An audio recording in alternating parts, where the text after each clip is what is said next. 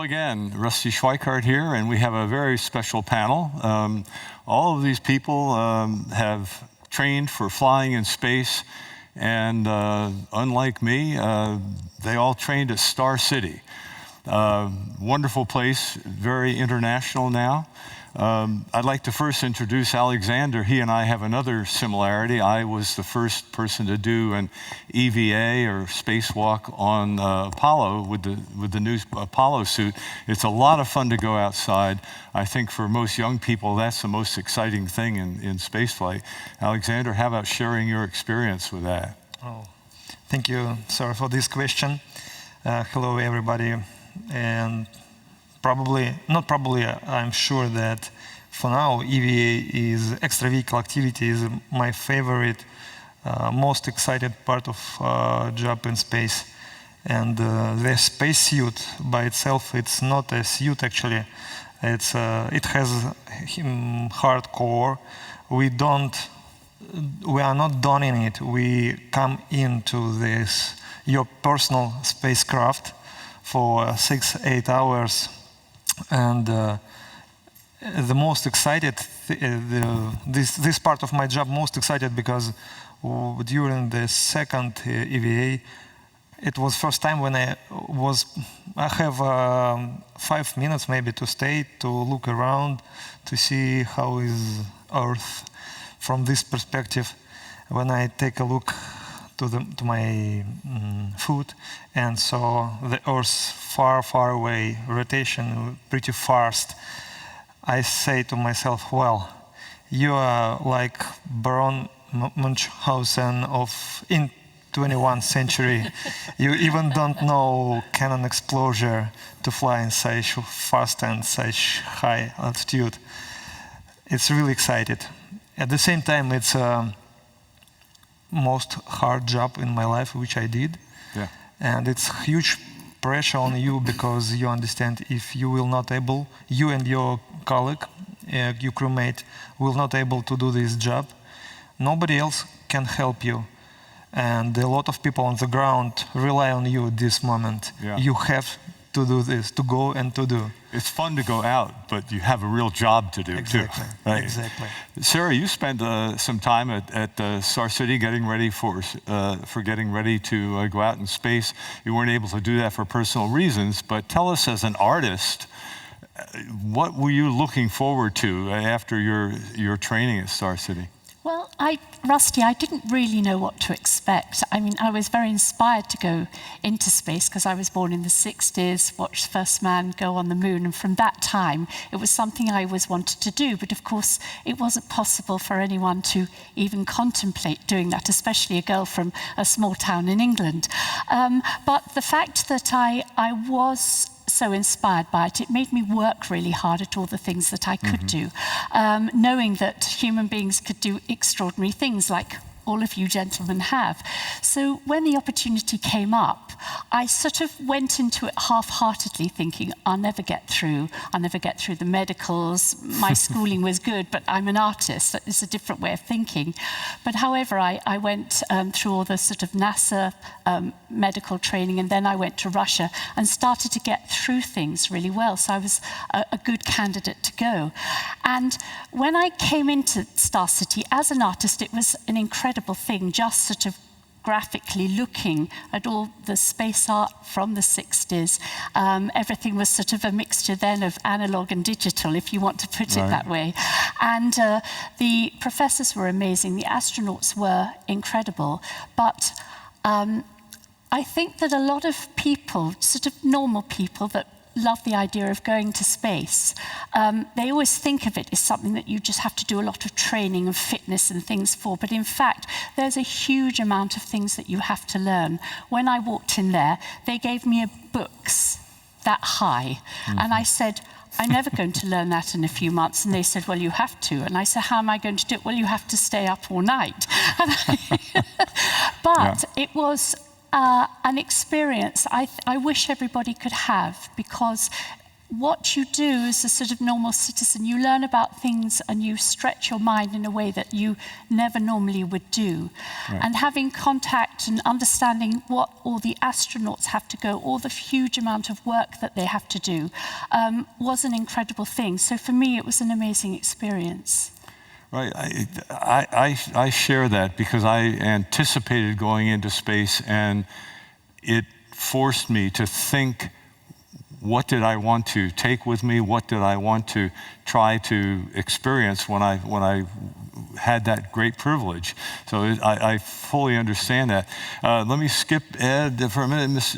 We got Michel Tognini here, and you had to, as I remember, you didn't know Russian before you got to Star City. Is that right? No, that's right. It's one of the big mountains you have to climb. Well, I arrived in Star City 33 years ago. At the time, all the training was in Russian. There was no translator, so I had to learn Russian. And I arrived with no knowledge of Russian. So they gave me like 6 hours a day of Russian language, and it was very, very difficult. And they said, it's up to you. You have to learn Russian. As long as you don't speak Russian, you will never learn the technique. So I was obliged to learn Russian. And the Russian language was more difficult for me than the technique and the system to fly. At the end, now I can speak Russian, and I remember that all the technique that I learned, I still remember it, so it was positive. And it was also good because after Russia, I went to Houston, and I flew in space with NASA, and I was a good friend of Ed Lu here. We played tennis together during the training, and now having the experience of being with the Russian and American, we build a little bit, we help to build the International Space Station. Because when I arrived at NASA in '95, all American astronauts were asking me, is it safe to fly with the Russians? So I was, yes, it's safe. Look at me, it's safe, you can do it. You came back alive, right? Yes, I was a kind of giving confidence to NASA to fly with the Russian, and I'm very glad that we have a very strong cooperation between NASA, Russia, and all the partners in order to fly in space and also to build the next path to space for exploring the moon or Mars or asteroids.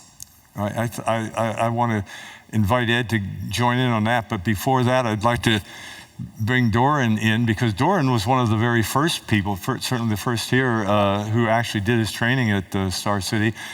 So you pioneered the beginning of international training, I think. Is that right? Yeah, that's right, Rusty. And I may say that I'm the 103rd person who have flown into space around the Earth. So I could consider myself as a pioneer. We started the training in Star City as the second group of Intercosmos program. We were 5 teams from 5 countries. Bulgaria, Hungary, Cuba, Mongolia, Romania, and then Vietnam came. And it was actually my first international experience in dealing with other people, in being trained with other people. It was very interesting during that Soviet times where training Star City. It was a closed city. So all what we did was hidden by the public. Nobody knew that we are there, officially, publicly, not our officials. And even when we were sent into space, 1.5 hours was forbidden to speak about our spaceflight, was an embargo, because they wanted to know exactly that we are safe on the orbit.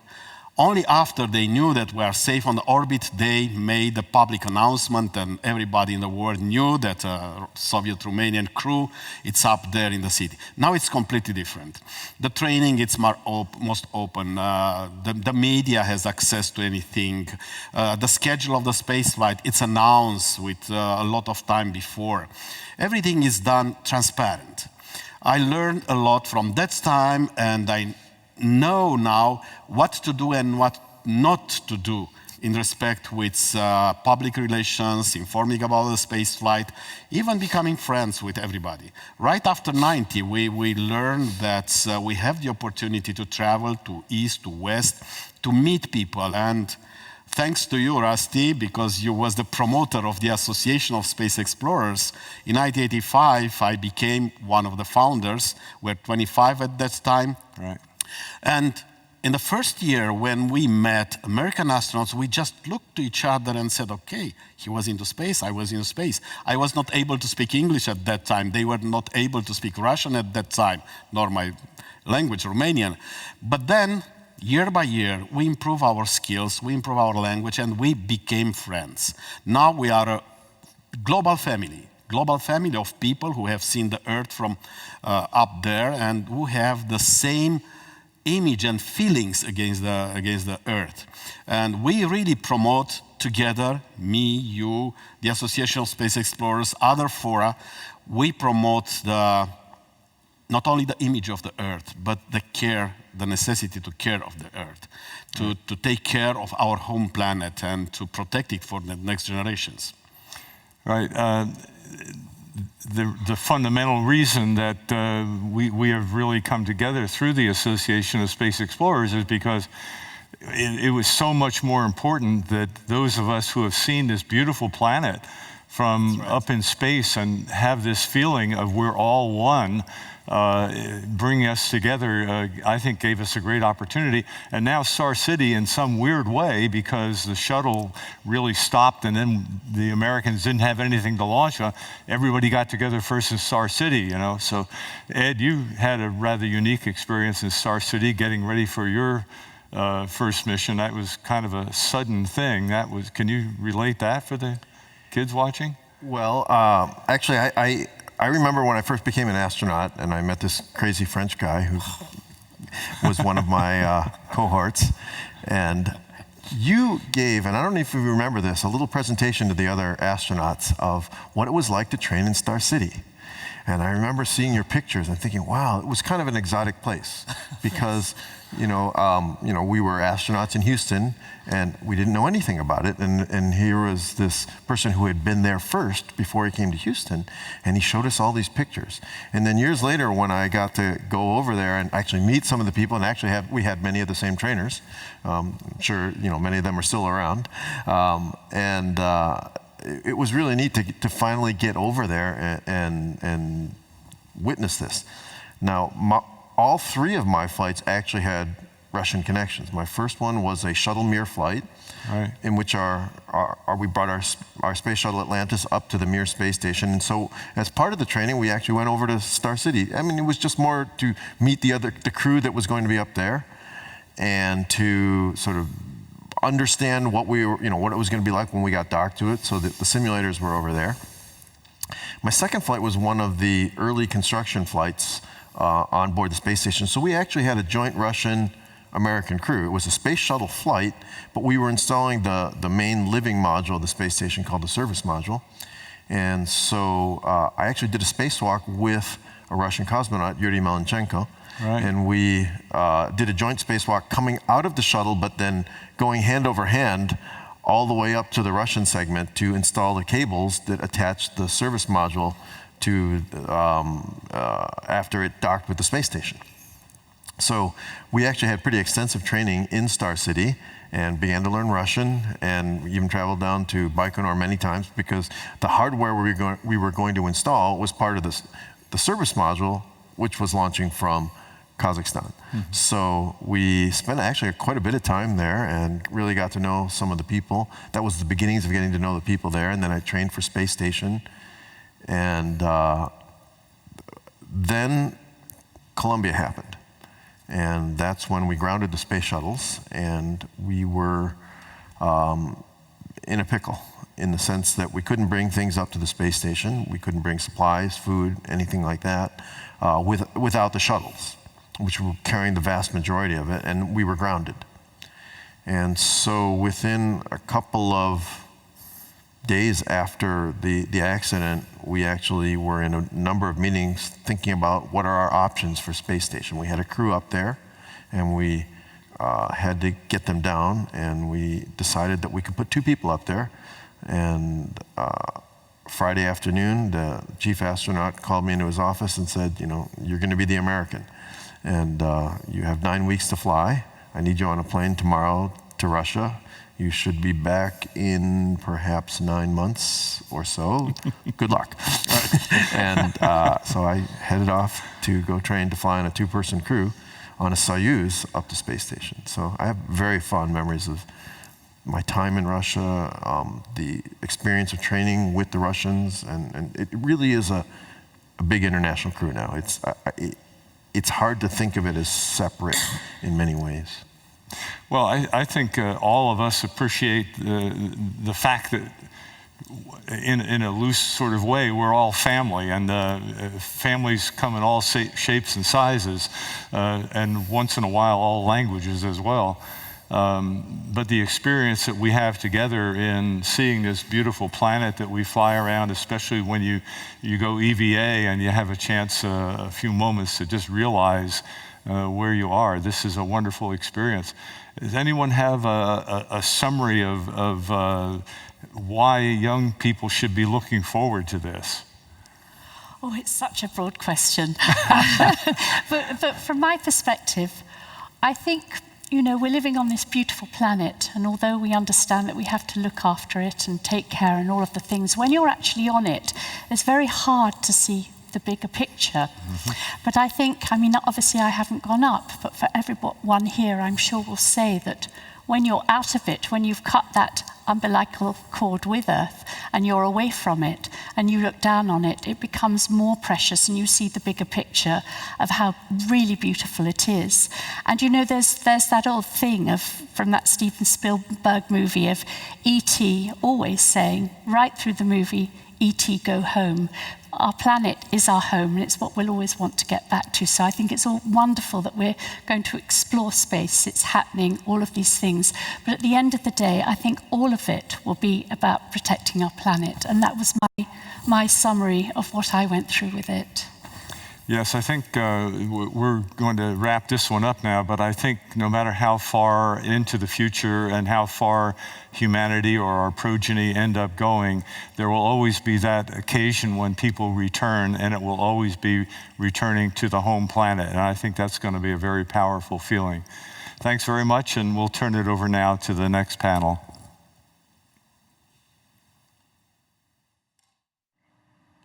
Thank you.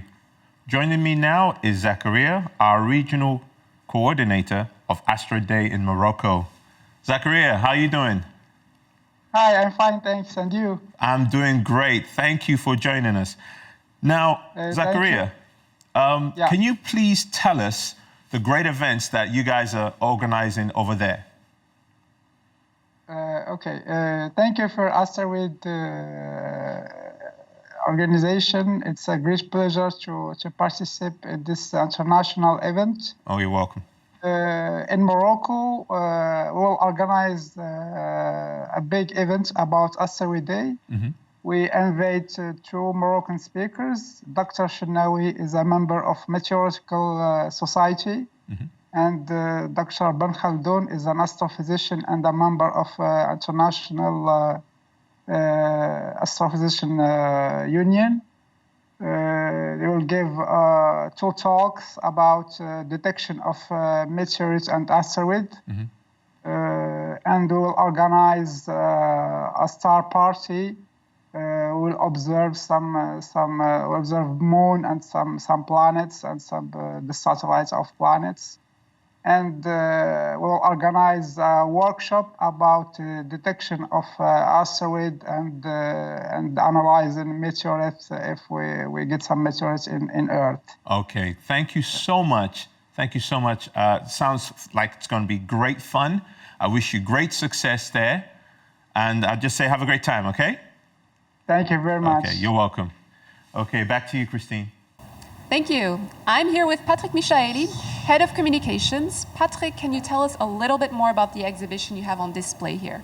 Yeah, so we are in Natural Historyism, where we are presenting natural history in over 10 galleries with permanent and temporary exhibitions. We are here in the Earth Gallery, where we are speaking about the evolution and formation of Earth about 4 billion years ago, and so there are also galleries about the evolution of life, how evolution is functioning, about biodiversity, where we are presenting also very interesting specimens of our collections. I see there's a lot of interactive elements here, so things you can touch. I imagine specimens or artifacts are things you cannot touch. Yeah, these are very important part of our natural heritage and also our cultural heritage of our country. So we have about 3 million specimens in our collections, where about 30 researchers are working on it. These are researchers who are studying fauna, flora, minerals, and fossils. Any artifacts that would be kind of relevant for Asteroid Day? Yeah, of course. We have a small but very fine collection of meteorites, and that's the reason you are here. So indeed. Very interesting. Thank you so much. Back to you with a special video message from Dr. Brian May. Of course, there are many dangers that face mankind. From time to time, massive objects will impact on the Earth. Our surveillance of what's around us is not good enough. In Chelyabinsk, on the other side of the planet, crash, something that we never saw impacted on the Earth. We are trying to ramp up the rate of detection of these possible impacting objects 100 times. On June the 30th, we are opening up the petition which we call 100X. It's already been signed by a number of top scientists around the world and astronauts. And we're asking the public to sign this petition, which will go to the governments of the world to try and get them to prioritize this as a project. Asteroid Day was formed with this in mind, of coordinating efforts all around the world to make the instruments we need to basically step up our rate of detection by about 1,000. Welcome back to the Science Center. We are still here with Guillaume Trapp, and we're standing in front of the many experiments that you mentioned before. What is it that we're looking at? Well, this is the infrared sector, and the reason why I wanted to show you this sector is because it is highly linked to how we find new asteroids in space. We have here a wooden panel, and on top of it I have glued a potato-shaped asteroid made out of wood, the same wood that the one we used for the panel. Mm-hmm. And in visible wavelength with the naked eye, we don't see it too well. We don't distinguish it too well because it's the same as the background. Mm-hmm. And it's the same with true asteroids. They're basically dark, really dark as coal, and against the dark background of space, we don't see them too well in visible light. And how can infrared help with this? Well, infrared is mid-infrared is radiation that is emitted by warm objects. And it turns out asteroids are pretty warm. Because they're so dark, they absorb a lot of light from the sun and they heat up. I have here another of these potato asteroids, but this one I kept in my pocket for some time. Mm-hmm. So it warmed up to say 30 degrees or so, whereas the other one is only 20 degrees. And this is something that we should distinguish in a moment. In visible light, you don't see the difference, but in infrared, you see this bright spot here in the middle of the panel, which is our new asteroid. How is this technology being used in space missions? Well, you said space because indeed, in order to detect infrared, you need to go to space because the atmosphere basically blocks most of the infrared radiation. Well, there are several satellites observing the sky in infrared and also the Earth, but there's one upcoming, a famous one, the James Webb Space Telescope, the successor of Hubble, the Hubble telescope, which will basically watch the sky in infrared to detect these warm objects. Okay. So you really do have to be in space for it to really work? Yes, like I said, air is absorbing most of the infrared radiation, but air is not the only matter that absorbs infrared. For instance, your own glasses are absorbing infrared, and that's the reason why you look like a rock star on this on the screen, just like Brian we saw before. And not only glass absorbs infrared, but also plexiglass. This is a sheet of plexiglass, and when you look at it in infrared, we totally disappear, whereas in visible light, we're still there. And with this, we go back to you, Natalie. Thank you, Cordula. I'm here in Luxembourg City, and next to me is Matt Dawson. He's a professional musician, but he's also an amateur astronomer, and he has been passionate about astronomy since his early childhood. And this telescope that you see here, he has actually built it himself, right? Well, yes, that's true. That I built my first telescope, just a little one, when I was 8 years old. And the funny thing about building telescopes is the moment you finish one, you already want a bigger one. So I built bigger and bigger ones, and I started building this one about 20 years ago. And since then, it's never really finished because I'm always doing changes and building new things on. But the fun thing about this telescope, apart from the fact that it's a 20-inch mirror, so you can really see stuff, the fun thing about it for me is that it's 100% built out of recycled materials. And where did you find that material when you go to get it? These are broomsticks. This is my poor son's bed. Oh my God. Does he has to sleep on the floor now. And these motors came from an old industrial lathe, the motors that drive it. The electronic controller came from an old Zanussi washing machine. So I just go to the recycling centre and go, oh, I'll take that, and here you go. You know. And how long did it take you to actually build this one? Well, from the moment I started building it to the moment I started using it was about a month and a half. But I'm constantly rebuilding it because it's now got motors on it so it can follow the sky, so I can use it to take images as well. And so, well, I'm still building it 20 years later, really. And how often do you operate it? Every clear night. Every clear night. Either I'm taking images myself to try and find new asteroids and that kind of thing, or else I'm going out with school classes and families to show them the night sky. And you have already discovered a few asteroids with this. That's right, yeah, with this very telescope. I discovered, with my partner Eric Buttini, we worked together, and we've discovered we've had 6 confirmed, and we get to name them. But we'll hear more about this a little bit later. Back to you, to RTL City for now. Thank you, Natalie, and I'm very happy to have again this year for Asteroid A a very precious guest, Gregory Leonid from Arizona, astronomer at the Catalina Sky Survey. So, welcome again this year, Leonard. How are you? Hi, Gianluca. I am doing great. And as we speak here, I'm at the telescope on Mount Bigelow, our 1.5 meter follow-up telescope. So we're having clear skies tonight, and it's a real pleasure to join you and to be part of Asteroid Day 2019. It's a great pleasure for us, thanks to our Earth, to find you at night while we are in broad daylight and you are hunting for new asteroids. What is happening tonight at Catalina, Greg? We would like to spy what you're doing with your help. Well, you can see over my left shoulder is 4 monitors. And as I mentioned, I'm working tonight at one of our follow-up telescopes. And follow-up is a really important function that we do in the near-Earth asteroid survey community.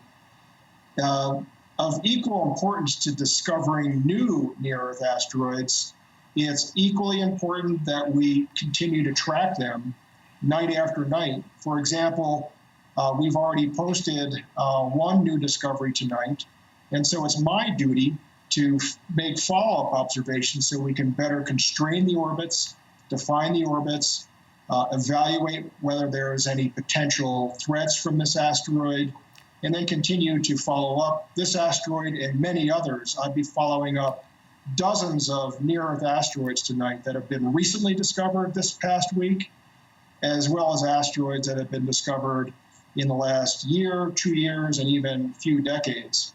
So again, a really important function equal to discovery that we continue to track and better define the orbits. Yes, and I see that at Catalina you have several telescopes. Some of them are surfing the skies, looking for new objects, but as you said, you are also taking care to do follow-up to secure the orbits. I find you a great example on this double job.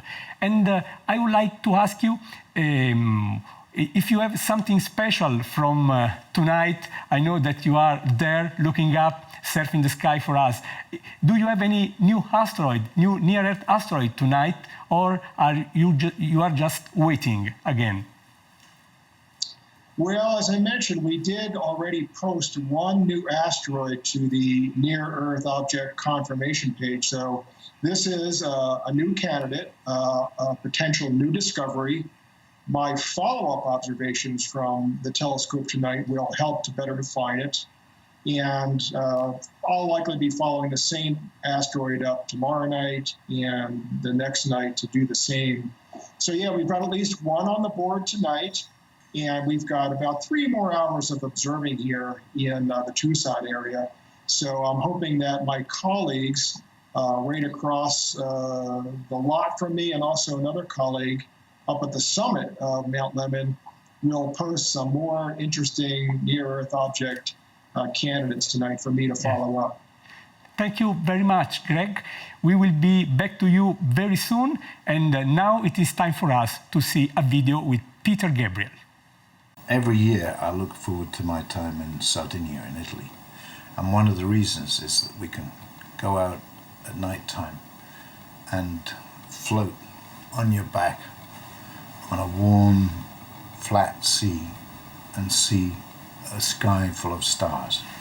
It's a magical moment for me, and I think, yeah, all of us could benefit from a little time, even lying on the ground and looking up at an open sky and letting your mind travel. This world has got many reasons to close our minds and lock them in, and I hope Asteroid A will open minds.